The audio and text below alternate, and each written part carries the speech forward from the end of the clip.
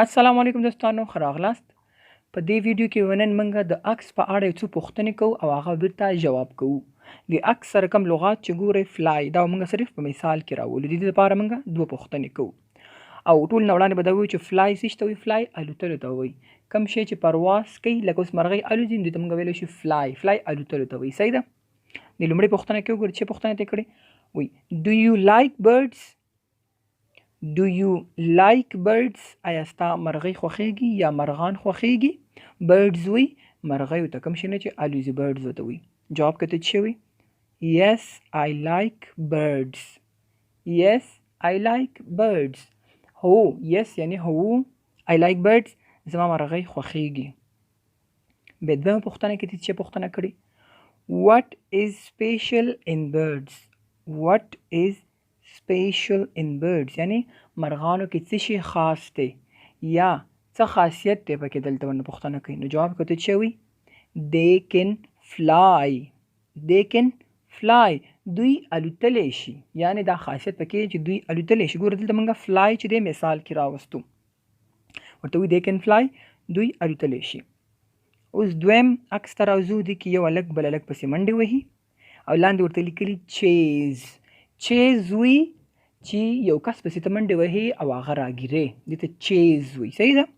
دلته چې ورته ویلي ګوره پوښتنه یې کړې وی who are those boys؟ who are those boys هغه هلکان څوک دي؟ دلته چا پسې پوښتنه کړې who are those boys هغه هلکان څوک دي؟ who د چا دپاره استعمال کړي؟ those هغه boys یعنی هلکان. جواب کې ته څه وی؟ they are my neighbors. they are my neighbors sorry they are my neighbors. neighbors وی همسایه ګاونډي. they are my neighbors دا زما همسایه‌ګان دي. صحیح ده. بیا دې پوښتنه کې څه وي؟ what are they doing؟ what are they doing؟ what are they doing دوی څه شی کوي؟ بیا دې پوښتنه وکړه. جواب کې ته څه وي؟ he is chasing his brother. he is chasing his brother هغه خپل ورور رانیسي یا ورپسې منډې وهي رانیولو ته او ته چیز ویل کېږي او آی ان جي چې ورسره ولګي چیزنګ یعنې دا کار اوس روان دی په جریان وخت کې. he is chasing his brother هغه خپل ورور رانیسي یا ورپسې منډې وهي.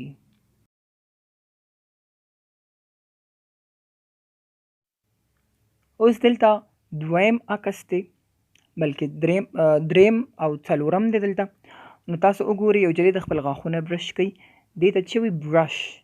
برش یعنی برش کول که د غاښونو که د ویښتانو که د کالو برش شي برش ورته ویل کېږي. او دلته پوښتنه څنګه کړې what is her name؟ what is her name د هغې نوم څه شی دی؟ what is her name د هغې نوم څه شی دی؟ جواب کې ورته وایي her name is Sarah. her name is Sarah هغه سارا ده یا she is Sarah هغه سارا ده. صحیح ده.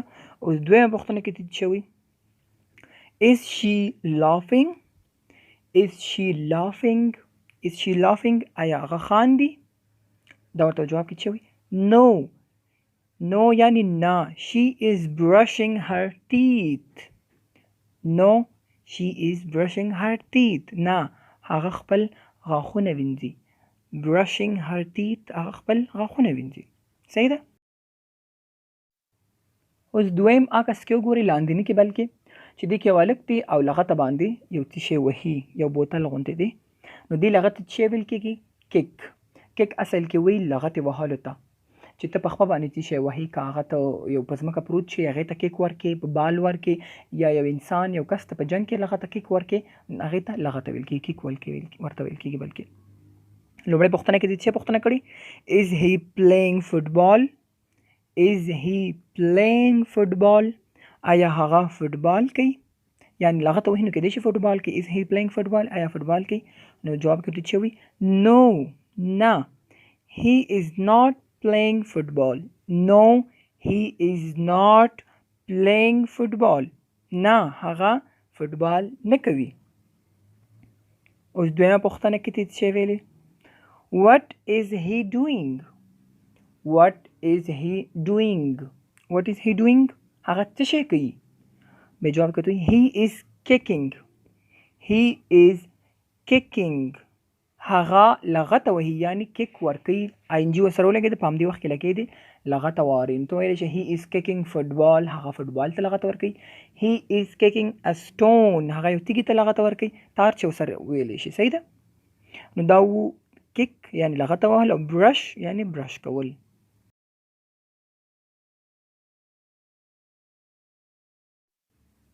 ښه اوس راځو بل درس ته بلې صفحې ته د لومړی کې وګورئ یو هلک دی په کټ کې او جمپ وهي یعنې ټوپ وهي دې ټوپ وهنې ته څه وایي جمپ وایي دا خو هر څوک پوهېږي جمپ ټوپ وهل ته وایي نو راځئ چې پوښتنه وکړو چې څه پوښتنه کې نه کوي هو از دیټ بوی هو از دیټ بوی هو از دیټ بوی هغه هلک څوک دی هو از دیټ بوی هغه هلک څوک دی ورته وایي هی از مای برادر هی از مای برادر هغه زما ورور دی برادر وایي ورور ته بیا دویمه پوښتنه کې دې څه وایي what is he doing what is he doing هغه څه شی کوي جواب کې څه وایي he is jumping he is jumping هغه ټوپونه وهي نو دلته وګورئ جمپ و آی ان جي مو سره ولګوله نو یعنې جریان وخت کې لګېده همدې وخت کې لګېدی ټوپونه وهي جمپینګ هغه لګېدی